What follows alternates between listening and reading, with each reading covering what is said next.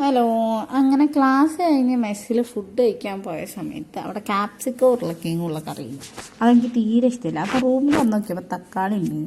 അപ്പോൾ ഞാൻ വിചാരിച്ചാൽ എന്നാൽ പിന്നെ രസം ഉണ്ടാക്കാമെന്ന്. അങ്ങനെ നമ്മൾ തക്കാളി മുറിച്ച് വേവിച്ച് അതിൻ്റെ തൊലിയൊക്കെ എടുത്ത് കളഞ്ഞ് സെറ്റാക്കി വെച്ചിട്ടുണ്ട്. അത് കഴിഞ്ഞിട്ട് പുളി എടുത്ത് പീഞ്ഞ് അതും കൂടെ നമ്മൾ ആ തക്കാളീൻ്റെ അകത്തേക്ക് എടുത്തിട്ട് പിന്നെ നമ്മൾ ആ രസപ്പൊടി അത്യാവശ്യം കുറച്ചധികം ഇട്ടിട്ടുണ്ടായിരുന്നു. കാരണം നമ്മളൊരു 5-6 ആൾക്കാർക്ക് ഉള്ള രസം ഉണ്ടാക്കുന്നുണ്ടായിരുന്നു.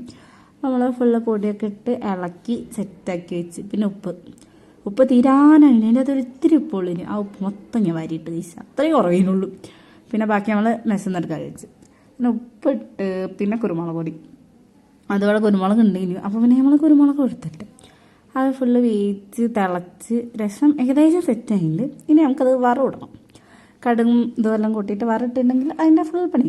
അങ്ങനെ നമ്മൾ പിന്നെ കെറ്റിൽ കഴുകി വന്ന് വെളിച്ചെണ്ണ ചൂടാക്കി കടുകിട്ട് അതേപോലെ തന്നെ ജീരകം കൂടെ ഇട്ട് കടാന്ന് പറഞ്ഞാൽ പൊട്ടിത്തെറിക്കുന്നുണ്ട്. ഇനി ജീരകവും കടുകൊക്കെ ഇടാൻ ഇവിടെ ഭയങ്കര സീനാണ്. കാരണം എപ്പോഴാണ് പൊട്ടിത്തെറിക്കാൻ പറയാൻ പറ്റില്ല. അങ്ങനെ നമ്മൾ വറവൊക്കെ ഇട്ട് നമ്മളെ രസം ഇവിടെ സെറ്റായിട്ടുണ്ട്.